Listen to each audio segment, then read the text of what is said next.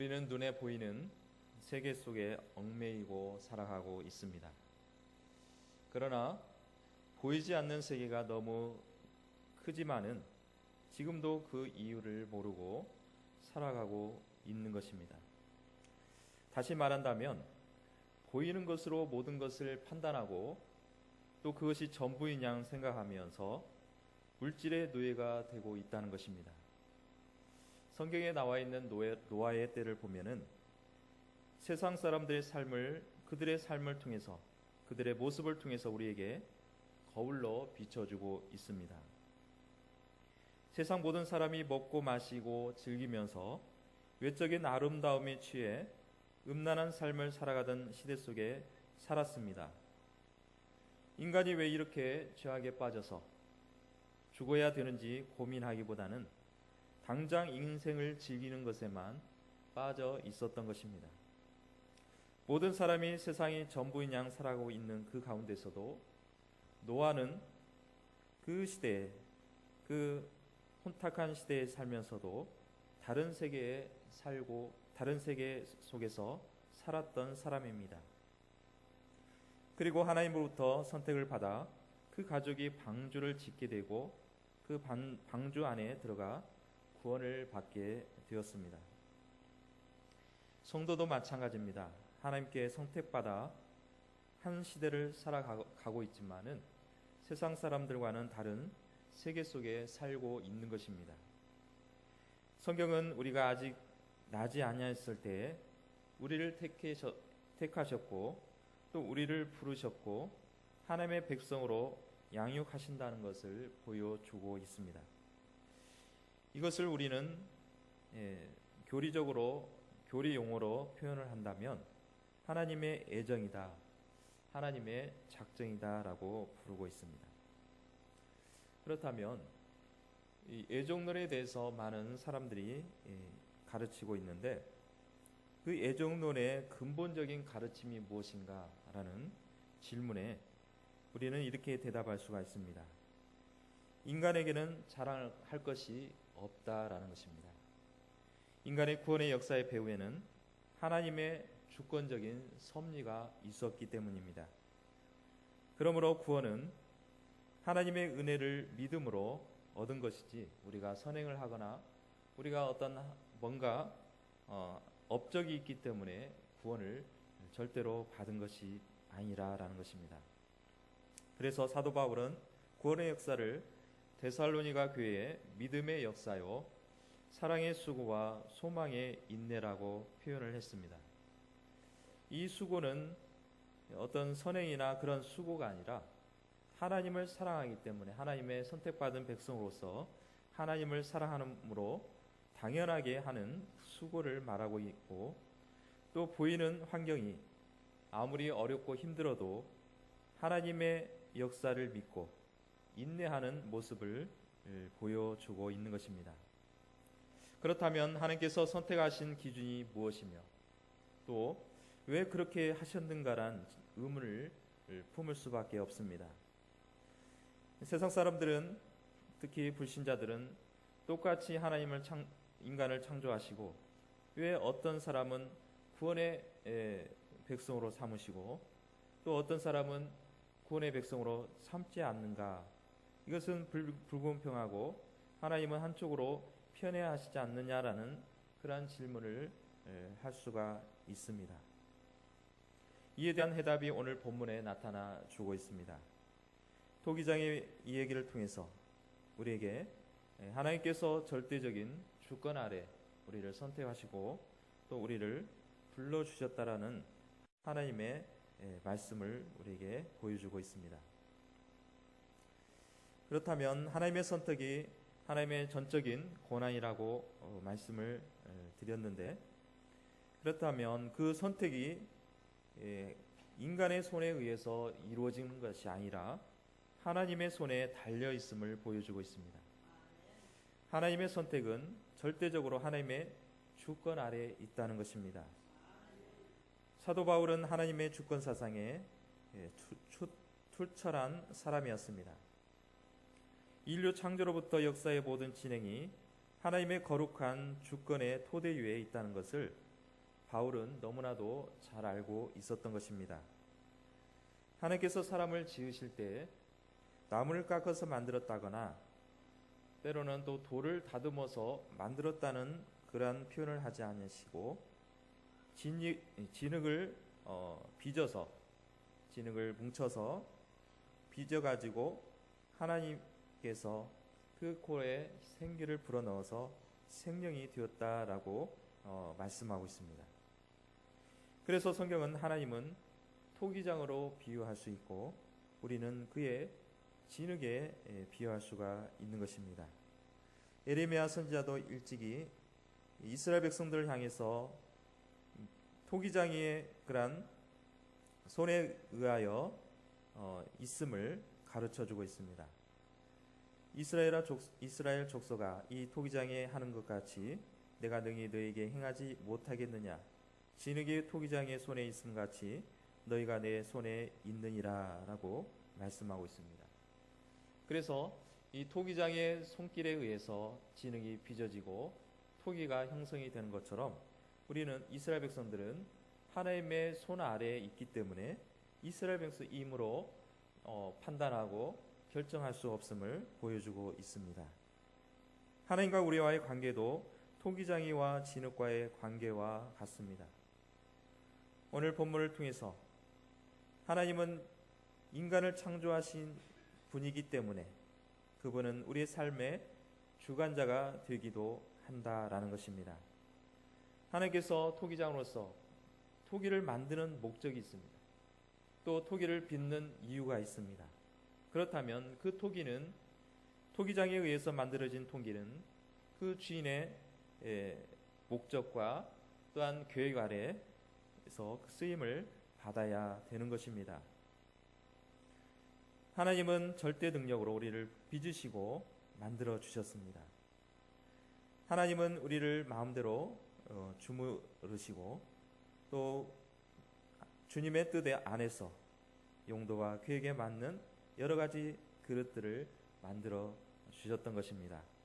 그래서 진흙떡인 이에 불과한 우리에게 우리가 토기장이신 하나님 앞에 지금 나한테 왜 이렇게 만들어 주셨습니까? 라고 질문할 수가 있겠습니까? 태초의 인간의 이름이 바로 아담입니다. 이 아담의 뜻이 뭐냐면은 진토다, 흙이다 라는 뜻으로 아다마에서 나온 말이기도 합니다. 진흙은 흙을 물에다가 섞어서 뭉쳐가지고 만듭니다. 마른 흙으로는 그것이 뭉쳐지지 않기 때문에 물이 섞여야 진흙이 되고 또 그것을 빚을 수가 있습니다. 그런데 이 진흙 자체는 그다지 큰 가치가 없습니다. 진흙 그대로 있다면 그건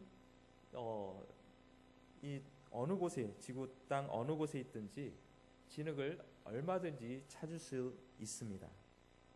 그런데 그 진흙을 가장 아름답고 또 귀한 존재로 만들기 위해서는 그 토기장의 손길에 의해서 만들어지게 되면 진정한 도자기로서 또 아주 아름다운 모습으로 지어지게 되는 것입니다. 예레미야 선지자가 토기장의 집을 보니 그 토기를 만들었을 때 농도가 있는데 그것이 회전 때의 모습을 보면서 토기장의 모습을 그는 보았다고 표현하고 있습니다. 여러분들이 TV를 통해서나 보면은 이 토기장이가 진흙을 이겨가지고 어떤 틀에 의해서 가운데 회전대를 중심으로 발을 굴리면서 돌아가면 그 손길이 어떻게 이루어지느냐에 따라서 그릇의 모양이 다양하게 번영이 되는 것을 볼 수 있습니다. 빙빙 돌아가는 것처럼 보이지만은 그 손길이 어떻게 각도를 어떻게 표현을 하느냐, 어떻게 또 그것을 만드느냐에 따라서 그 모양이 각양각색으로 변화되는 것을 볼 수 있습니다. 이처럼 하나님께서도 우리를 만들어 주실 때에 유효적절하게 우리를 또 매끈하게 아름다운 모습으로 만들어 주시는 것입니다. 그러므로 우리는 가장 중요한 것은 그릇의 크기나 그릇의 모양에 우리가 중점을 두는 것이 아니라 그 농로의 중심이 또 있느냐, 또 하나님께서 어떻게 손길이 닿아서 하나님께서 원하시는 모양으로 나오느냐라고 그 부분에서 우리는 중점을 둬야 된다는 것입니다. 하나님께서는 우리를 만들어 주실 때에 그저 불필요한 존재로 만들어 주시지 않고 기묘한 존재로 만들어 주시고 또 그 목적과 또 역할을 우리에게 부여해 주시는 것입니다. 어린아이들의 클레이 동영상을 본 적이 있습니다. 그 내용을 본다면 어떤 내용이냐면 어떤 강아지가 길거리에 가다가 똥이 마려 그 한 규팅에 똥을 넣고 가는 것입니다. 그런데 그 똥이 그 만화를 이제 어떤 인격화 만들어서 했기 때문에 그 똥이 얘기를 하는 것입니다. 주변에 지나가면서 이게 뭐야 하면서 무시를 하고 또 때로는 닭과 그 병아리들이 가면서 이 강아지 똥을 향해서 멸시하는 모습을 또 보이고 있습니다. 또 소가 수레를 끌다가 그만 돌부리에 걸려서 그 안에 술에 담겨져 있는 그 진흙이 떨어지면서 그 진흙이 이 강아지 똥과 대화를 나누고 있습니다. 자기는 전에는 아주 좋은 흙으로 쓰임을 받았다는 것입니다. 그런데 이 수레가 돌부리에 의해서 길가에 떨어져서 이렇게 누구도 쓰지 못하고 있는데 언젠가는 자기도 쓰임을 받을 것이라는 그러한 자랑을 하는 것입니다. 이 강아지 똥은 그 흙을 향해서 자기도 어떻게 필요로 사용할 것인지 거기에 대해서 궁금해하게 되었습니다. 그런데 그 멀리서 농부가 수레를 끌고 오는데 흙을 그 마지막 떨어져 있는 흙을 짓이겨서 가려고 할 때 이 농부가 멈추면서 그 진흙을 보고는 아주 우리의 땅에서 나온 흙인데 좋은 흙이니 내가 가져가서 다시 옮겨야 되겠구나 하고 가더라는 것입니다. 마지막 이 강아지 똥은 자신만 동그라니 남아서 멸시와 천대를 받습니다. 어느 누구도 자신을 향해서 귀한 존재라 너는 앞으로 좋게 쓰일 것이다 라고 하는 사람이 하는 그런 어떤 것도 없었습니다. 그리고 강아지 똥은 외로웠습니다. 그 외로운 가운데서 멀리서 민들레씨가 자신의 옆에서 떨어지게 되었습니다. 그리고 나서 이 민들레가 하는 말이 이 강아지 똥에게 얘기합니다. 내가 잘 자라기 위해서는 내가 필요한데 너는 나의 걸음이 되어주면 안 되겠니? 라고 얘기를 합니다. 그때서야 강아지 똥은 기꺼이 자기는 걸음이 되어주겠다라고 하면서 거기에 민들레를 위해서 걸음이 되어 주었습니다. 자, 이 이야기는 어떤 동화 같은 이야기지만은 이 강아지 똥 이야기를 통해서 배울 점이 있습니다. 그것은 어떤 것도 불필요한 것이 없다라는 것을 가르쳐 주고 있습니다. 특별히 하나님은 인간을 창조하시고 또 인간의 그런 한 사람 한 사람을 귀하게 여기시고 또 불필요하게 만든 인간은 없다라고 성경은 말씀하고 있는 것입니다. 비록 장애가 있을 수 있고 또 문제가 있을 수 있고 또 천한 삶을 살아갈 수 있고 멸시를 받아도 모든 생명은 하나님 앞에 귀한 존재임을 믿으시기를 축복합니다. 그렇다면 우리가 너무 자만하거나 교만해서는 안 되겠지만 그렇다고 스스로 쓸모없다라고 자책하거나 자신을 멸시하는 행동이나 생각을 우리는 버려야 될 것이고 분명히 하나님께서 나를 통해 하시고자 하신 일이 무엇인지 위해서 기도하며 찾아야 될 것입니다. 결국에 이런 삶을 살기 위해서는 우리 인생의 중심이 누가 있어야 되느냐? 바로 예수 그리스도가 우리 중심에 있어야 되는 것입니다. 우리가 하나님을 배반해서 죄악이나 반역을 한다면 이것은 하나님께서 아무리 귀하게 여겨주시고 또 천하를 주고도 바꿀 수 없는 그러한 귀한 존재로 만들어 주시지만은 과감없이 부숴 버리실 것입니다. 이것은 죄악되고 반역되는 인간과 사회와 나라들에 대하여 내리시는 하나님의 심판인 것입니다. 하나님은 우리가 그릇이 되기를 원하십니다. 또 이 그릇이 비어 있을 때 가득히 채워졌을 때에 남에게 나눠주는 그러한 귀한 그릇이 되기를 원하고 있는 것입니다. 주인이신 하나님이 쓰시기에 아름답고 적합한 그릇이 되시기를 주님의 이름으로 축복합니다.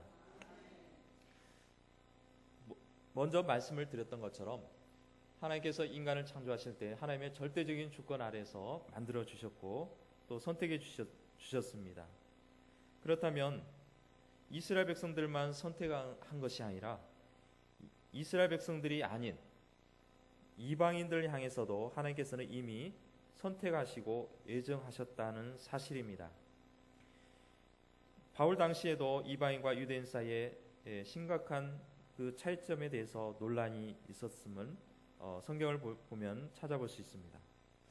먼저 이 복음을 받아들인 이방인들은 자신들의 우선권을 주장하였고 반면에 유대인들은 자신들만 선택했다는 선민 사상을 가지고 자신들의 우월성을 주장하고 있었던 것입니다. 이에 반해서 사도 바울은 이 같은 논쟁들은 부질없음을 지적하고 있습니다. 이는 하나님께서는 본래부터 이스라엘 백성들만 선택하려고 한 것이 아니라 모든 인류에게 차별이 없이 구원하기로 이미 계획하셨고 그 계획함에 있어서 이스라엘 백성들을 먼저 부르시고 이스라엘 백성들을 통해서 이방인들을 향해 복음이 전파되기를 이미 계획하고 있었던 것입니다. 따라서 이방인에 대한 구원과 그 선택도 구약에 이미 예언되어 있었다고 볼 수가 있는 것입니다.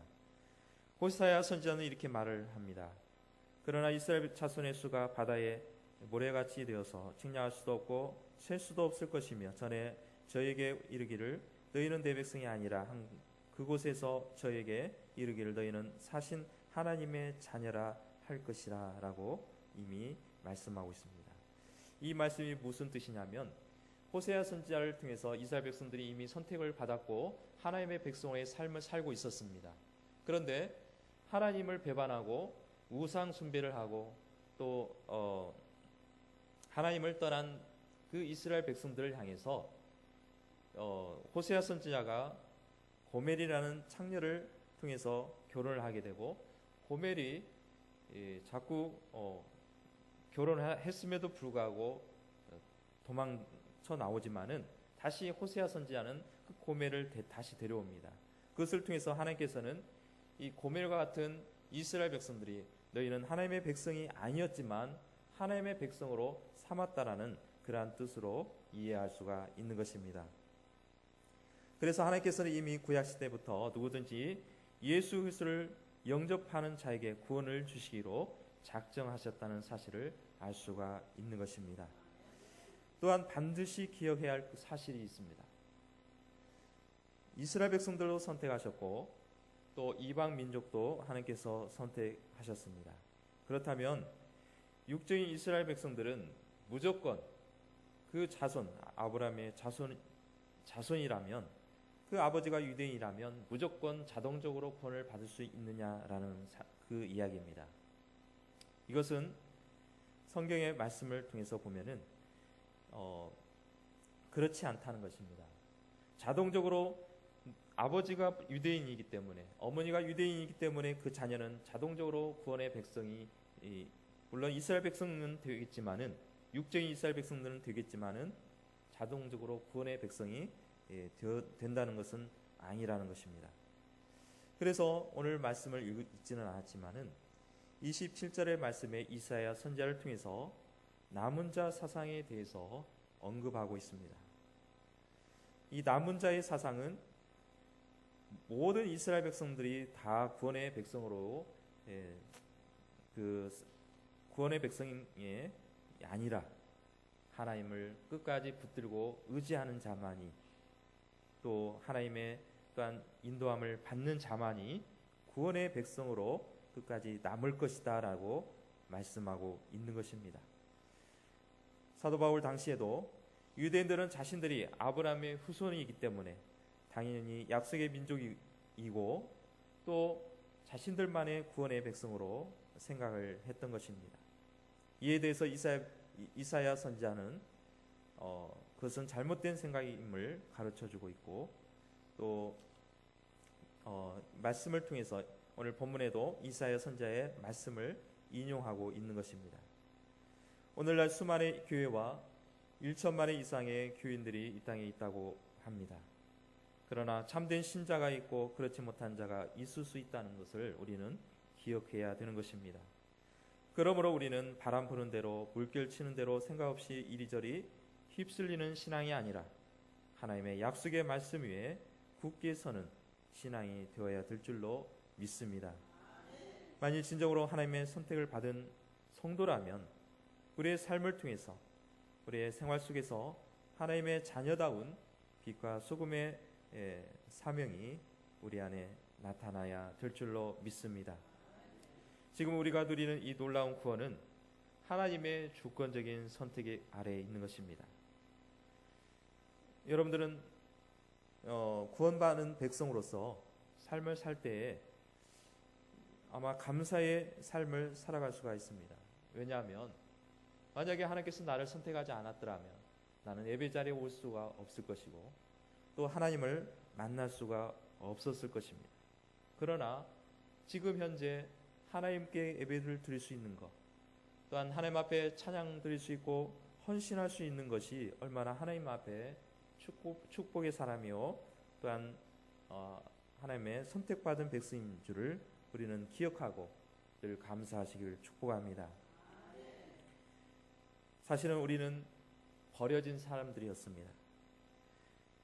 유리방황했던 사람들이었습니다. 그러나 하나님께서는 이 보잘것없는 저와 여러분들을 선택하시고 또한 불러주신 줄로 믿습니다. 그래서 우리는 이것을 찬양해야 될 것이고 또한 하나님께서 주신 사랑과 은혜를 담대히 전해야 될 줄로 믿습니다. 세상의 무리들 가운데서 택한 백성이 아직도 있습니다. 그러기에 그런 하나님께서 또한 선택하신 그 백성들을 우리는 찾아야 될 것이고 또한 부지런히 복음의 사명을 감당해야 되는 것입니다. 그렇다면 하나님의 백성으로 주님이 주도하는 삶을 살아가야 되는 것입니다. 하나님의 절대 주권은 누구는 선택했고 누구는 선택하지 않았기 때문에 자동적으로 하나님께서 선택한 백성들은 주님 앞에 돌아올 것이다 라는 그러한 막연한 생각을 우리는 버려야 될 것이고, 우리는 하나님의 절대 주권 아래서 하나님 앞에 주도하는 삶, 하나님께서 이끌어 주시는 그런 삶을 우리는 살아가야 되는 것입니다. 또한 하나님의 절대 주권이란 왜 나에게 이런 문제가 있습니까? 다른 사람은 이런 문제가 없는데 왜 나에게만 이런 문제가 있습니까? 라는 그러한 질문을 하는 것이 아니라 하나님의 철저한 애정과 작정 아래서 하나님의 백성을 선택하셨다는 것을 인정하고 하나님의 계획을 우리는 기다리며 또 기도해야 되는 것입니다. 전에도 말씀을 드렸던 것처럼 나는 하나님의 토기에 불과하고 그의 지으심에 만족하여 그의 쓰임을 받아야 되는 것입니다. 이것을 영어로 말하면 로드십이라는 단어를 쓸 수 있습니다. 이 단어는 내가 살아가는 것이 아니라 이제는 그리스도가 중심이 되어서 나의 삶을 주인이 되어서 이끌어 가시도록 순종의 삶을 살아가는 것입니다. 이것이 진정한 이상적인 삶을 살아가는 것이라 말할 수가 있습니다. 그렇다면 하나님께서 주도하시고 주님께서 주도하시는 그러한 주인으로서의 삶, 주인이 되어주신 주님을 쫓아 살아가기 위해서는 어떻게 살아가야 하는 것인가? 하나님의 절대 주권이라고 생각하고 나는 선택받은 사람으로서 그저 거기에만 만족하는 것이 아니라 내가 어떻게 하면 하나님의 절대 주권 아래서 하나님의 그러한 계획하심과 인도하심을 어떻게 하면 받을 것인가에 대한 우리가 고민하고 또한 우리의 그러한 실질적인 삶을 어떻게 살아가야 되는가라는 그러한 질문에 말씀을 드리려고 합니다. 먼저 우리는 하나님 앞에 생각과 나의 마음을 드려야 되는 것입니다. 인간을 만들어 주실 때는 하나님의 형상대로 만들어 주셨다라고 창세기에서 기록하고 있습니다. 외모를 따라 만든 것이 아니라 하나님의 어떤 우리의 모습, 머리도 있으시고 몸통도 있으시고 그러한 어떤 외모를 따라서 창조되었다는 뜻이 아니라 하나님의 고유의 성품, 하나님의 고유한 성품을 닮아서 창조되었다라고 말씀을 드릴 수가 있는 것입니다. 그래서 하나님의 형상을 잃어버린다면, 하나님께서 주신 그 고유한 성품을 잃어버린다면 그것은 쓸모없는 피조물이 되는 것입니다. 그렇기 때문에 하나님의 형상을 찾아야 되는 것입니다. 우리는 예수 그리스도를 통해서 하나님의 형상이 되찾은 줄로 믿습니다. 그래서 우리의 생각과 마음을 하나님 앞에 드려야 되는 것입니다. 내가 어떤 삶에 있어서 결정거리가 있습니다. 내가 이것을 결정할 수도 있고 이것을 또 결정할 수 있습니다. 그렇다면 내가 이것을 결정할 수도 있지만은 하나님께서 원하시는 것이 무엇인가? 하나님께서 나에게 어떤 마음을 가지시기를 원하시고 어떤 결정을 원하시는지를 주님 앞에 겸손하게 물어보고 주님 앞에 또한 생각을 드려야 되는 것입니다. 그래서 주님께서는 우리에게 겸손하라고 말씀하고 있습니다. 그렇다면 우리는 겸손을 주님 앞에 배워야 합니다. 내 생각에 때로는 미운 감정이 있습니다. 그러나 주님께서 서로 사랑하라, 서로 양보하라고 말씀한다면 우리는 그 생각을 바꿔야 되는 것입니다. 이것이 진정한 하나님께 우리의 생각과 우리의 마음을 드리는 것입니다. 또 주님을 주님으로 섬기기 위해서는 우리의 몸과 생활을 드려라라는 것입니다. 우리 몸과 영혼을 살리기 위해서 그리스도께서 십자가의 죄값을 치르셨습니다. 그래서 내 몸이 이제는 내 것이 아니요 주님께서 건져주신 그러한 몸입니다. 여러분들 어떤 이야기나 또 여러 가지 그 어떤 이 얘기를 듣는다면 생명의 의인에 대해서 듣는 경우가 있습니다. 그렇다면 생명의 의인을 만나면 그 사람에게 은혜를 갚는 것이 인지상정입니다. 우리 전통 설화를 통해서도 보면은 어떤 까치가 구렁이에 자기 새끼를 먹으려고 할 때 그 어떤 선비가 그 새끼를 구렁이에서 건져줬을 때 그 까치가 나중에 그 건져주신 은혜를 갚기 위해서 자신을 몸을 던져서 그 생명을 건지는 그러한 이야기도 있습니다. 이 이야기를 통해서 옛날 우리 예수 믿지 않는 그러한 선조들도 생명을 건져주신 은인에 대해서는 반드시 갚아야 된다는 사상이 들어있는 것입니다. 성경 말씀에서도 그리스도인에서 삶을 살기 위해서는 우리에게 몸을 살려주신, 우리 영혼을 살려주신 주님 앞에 우리의 몸을 드려야 되는 것입니다.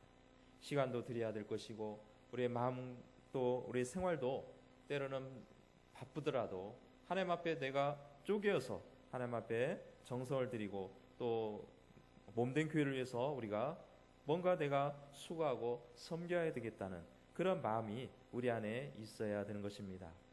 그래서 그리스도인들은 낮과 같이 단정하라라고 말씀하고 있고 또 방탕하거나 술 취하거나 음란하거나 호색하지 말고 다투거나 시기하지 말고 오직 주님의 모양으로 옷을 입고 정욕을 위하여 살기보다는 하나님을 위하여 살아야 한다고 가르쳐주고 있습니다. 그리고 우리의 생활을 드려야 된다고 말씀합니다. 하나님 앞에 우리를 드릴 때에 인색하거나 또 내 자신만을 생각하는 것이 아니라 주님께서 주신 이 삶의 영역에 있어서도 주님과 관련된 삶으로 영역을 넓혀가는 것입니다. 다시 말해서 교회에 와서만 하나님께서 다스리고 통치하는 것이 아니라 내 사업처, 내 어떤 직장, 내 어떤 직장 생활, 어떤 사회 생활을 통해서도 하나님의 주님께서 의존되는 그런 삶의 영역을 넓혀 나가야 된다고 말씀하고 있는 것입니다. 또 주님이 나의 주인이 되기 위한 길은 말씀을 지키고 순종하라라고 말씀합니다. 삶의 인도자는 주님이시고 인도하는 것은 주님의 주신 말씀입니다. 그래서 이 하나님의 말씀을 우리가 묵상하고 마음속에 새기기를 우리는 쉬지 말아야 합니다. 이 말씀을 우리 안에 가까이 하지 않는다면 다른 어떤 사상이나 잡다한 것들이 우리 어느새 내 생각을 주장하게 되고 또한 잘못된 생각들이 우리 안에 들어와 있음을 찾아볼 수가 있습니다. 그렇기 때문에 우리 삶을 주관하기 위해서는 늘 말씀을 가까이 하고 또 말씀을 볼 때마다 또 이 말씀이 내 마음속에 새기기를 또 힘써야 되고 또한 그 말씀을 늘 묵상한다면 우리의 삶을 인도하고 또한 우리의 정결한 삶과 또 우리 안에서 관용을 넓게 베풀게 될 줄로 믿습니다. 주님이 인도하는 주님이 주인 되시는 삶을 살기 위해서는 주님 앞에 맡기는 삶입니다. 이는 기도의 삶을 말하고 있습니다. 하나님 앞에 어떻게 맡깁니까? 때로는 염려거리가 있고 근심거리가 있고 걱정거리가 있습니다. 그럴 때마다 우리는 무엇을 해야 되겠습니까? 바로 기도의 삶입니다. 제가 항상 어떤 신방할 때 이런 말씀을 합니다. 걱정거리가 있고 근심거리가 있으면 그것은 염려하고 근심하라는 것이 아니라 그것을 통해서 기도하라. 그것을 통해서 하나님 앞에 붙들으라라고 항상 그렇게 말씀을 전하고 있습니다. 자, 그것은 기도의 삶을 통해서 우리는 염려거리가 하나님 앞에 기도함으로써 나의 염려거리가 아니라 이제는 하나님의 때에 하나님께서 분명하게 우리의 고민과 염려와 근심을 덜어 주실 줄로 믿습니다. 그래서 빌립보서에 보면은 내 마음과 내 생각을 지켜 주시리라. 여러분들의 생각과 마음과 또한 모든 장래의 일을 그리스도 안에서 지켜 주실 줄로 믿습니다. 우리는 주님 앞에 맡겨야 된다는 것입니다. 주님 앞에 늘 의존해야 된다는 것입니다. 그럴 때 우리는 주님께서 나의 주인이 되어 주시고 또한 하나님의 절대 주권으로서 우리를 통치하시고 또한 선한 길로 인도해 주시리라 믿습니다. 그래서 나는 이렇게 이제 결론적으로 이렇게 말씀을 드리려고 합니다. 왜 나에게 이런 문제가 있습니까? 왜 이런 어려움이 있습니까? 이런 질병이 있습니까? 이런 장애가 있습니까? 라고 하나님 앞에 질문을 던지기보다 이런 질문을 하시기를 바랍니다. 이런 것이 왜 하나님께서 나에게 주셨습니까? 어떤 하나님께서 나를 향한 계획이 있습니까? 하나님께서 어떻게 인도해 주시기를 원하십니까? 라는 그러한 질문으로 변화되어서 하나님의 주권을 인정하고 인도함을 받는 저와 여러분들 되시기를 주님의 이름으로 축복합니다.